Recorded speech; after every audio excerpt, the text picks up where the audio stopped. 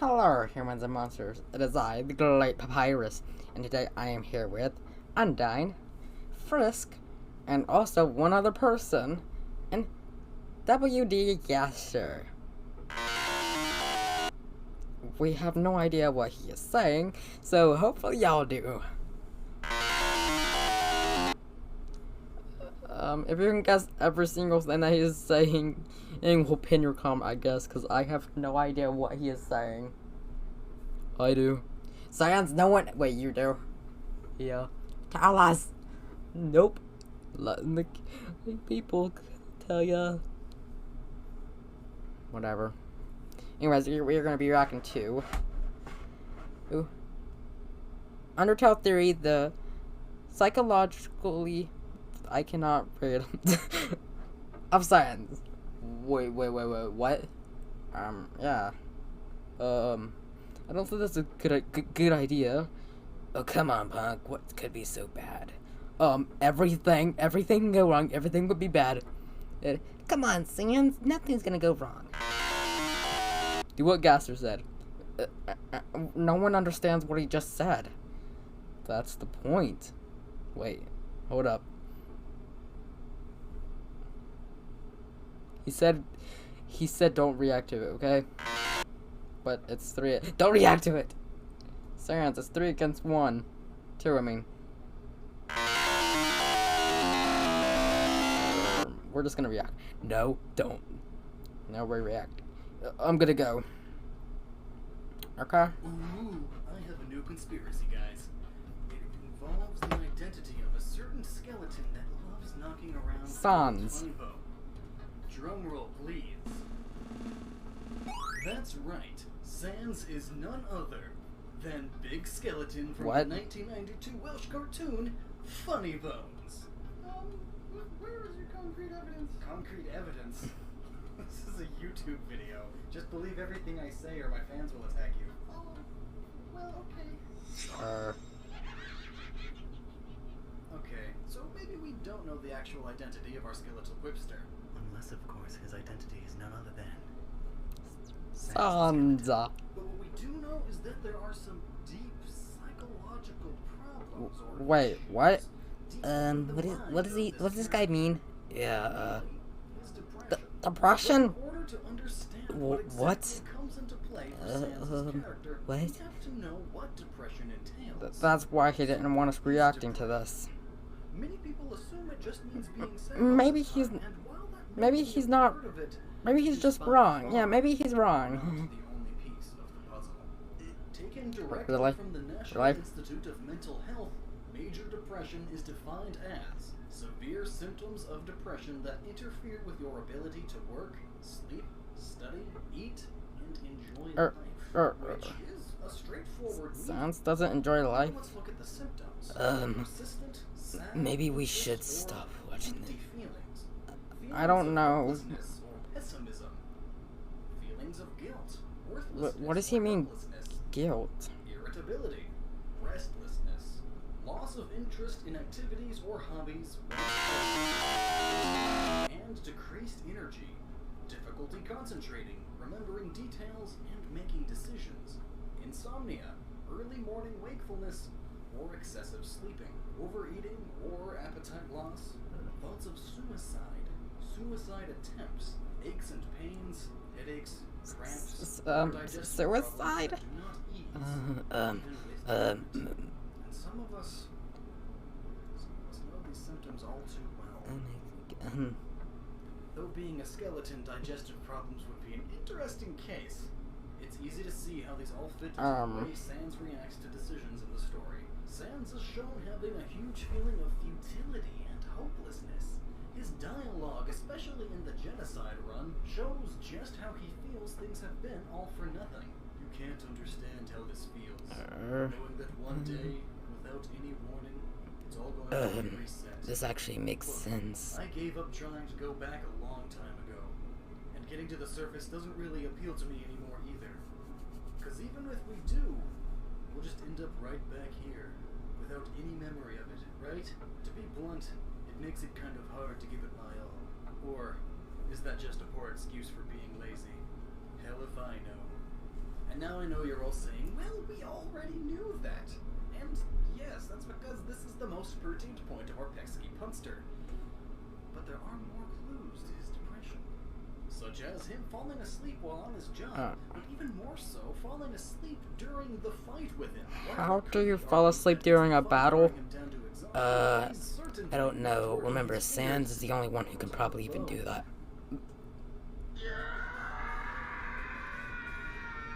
I just had a mini panic attack in TV. Or the screen or whatever. But, as we know, depression can cause intense insomnia, which, in turn, turns into fatigue. And with insomnia and fatigue, you try to sleep whenever your body lets you. You can be tossing and turning all night, unable to get a wink. And then, middle of the day, you can take a nap. Sans finds sleep whenever he is able to, but because he's constantly on and off and on and off, he feels so fatigued that he just can't keep up with everyday activity. And those are just a broad stroke of things that could affect someone with major depression. The Sleep Foundation actually outlines many variants on each of these issues and adds a few lesser considered ones. But now it is also heavily implied that Sans has guilt over something. Guilt? Perhaps the incident with Gaster. It is the dialogue of the Lost Soul version of Sans that hammers it home, though. You'll never see him again. It could also be that Sans is one of the very few people who seems to be able to see all of the timelines. Who are the other people who can see the timelines? Maybe Me, Kara, and Flowey. While the genocidal path takes place, and all the while, this gives him a feeling of guilt. But we'll get right back to this later. For now, though, let's look at another aspect of Sans' personality. His affinity for comedy. Sans wants to make people laugh and enjoy the life or lives that he can't. Humor has been well known as a shield against harsh realities. In fact, the term gallows humor describes just that. Sans is using something that we, as humans, use to deal with harsh anxiety. Sans is very designed. So every pun, his emotional state. but His face, while wearing a skeletal grin, also resembles a mask. a mask. A mask Okay, to so hide every his single true time this bonehead decided to say a pun, it was just to hide his real feelings. I guess so. Also, notably, he wears often used, as many people know, as a means of expressing sadness, depression. You feel the blues. And finally, even his undead appearance could speak to his feeling of despair as well, since often, death is used as an emotional metaphor for depression. More tangibly, it represents a person that but is still just shambling around, living life like a zombie. Morbid as it is, some people go through with that. But before we get any deeper into that, let's look at the importance of Sans' relationship with his brother, Papyrus. To us, it seems Papyrus is an oblivious failure. Excuse you? who also He's happens not to be wrong. obsessed Yeah, with Papyrus. While there is much more to his character than that, the real importance is that he is Sans' anchor. Wait, Papyrus what? is the reason Sans is sticking around, because he cares so much for his brother that he can't completely detach from his life. Papyrus is the glue that binds Sans to the path he's on, and one of the reasons he looks at his situation the way he does. Another important character in understanding Sans is Toriel. She presents a similar anchor weight, as she and Sans are in a deep bond, so much so that he attempts to keep a promise for her. This is important because Sans typically is not the type. So me and Lady Asgore are the ones keeping Sans in this world? Toriel is another string bonding him to the protagonistic ideals he holds. But it doesn't So with clinical psychology now, does it? No. There are plenty of philosophical ideas at play as well. It has been suggested by many sources that Sans is philosophically in line with nihilism. And while partly true, there is a more specific word we could be using here. Determinism. There's that ever-important word again. Determined pops up again and again throughout Undertale in a fashion. Determinism could best be described as the universe. From birth, it is put on a track and moves ever onward, ever advancing, ever expanding. And now, what could be considered a universal birth in a video game? A reset. The resets. It tells you that you are filled with determination. It is not a hope of making it through the trials of the game itself, but instead it is telling you that you are filled with the determination to continue on the path you chose in the very beginning, that being neutral, pacifist, or genocide. So, how does this apply to Sans and his depression and apathy? Well, because he's fighting against a philosophy that says nothing he does matters. This ultimately leads him to decide that it's not worth it to try and stop you from a neutral run, so he just stands by and judges you instead. Even then, he's shown to be fighting against his deterministic side, as being a true deterministic nihilist would suggest that morals are just as pointless as the lives that lead them. But ultimately, he succumbs to just letting whatever happens happen. With the exception of the genocide route, in which he states, "All I know is, seeing what comes next, I can't afford not to care anymore." Again, more evidence that he is in a constant struggle with a deterministic view. Every possible timeline has and is happening, and he's seeing them all. So he has no choice but to be a determinist. It's almost as if Toby Fox, this game's creator, designed the game. Toby, why does that name sound so familiar? To terms with his don't know.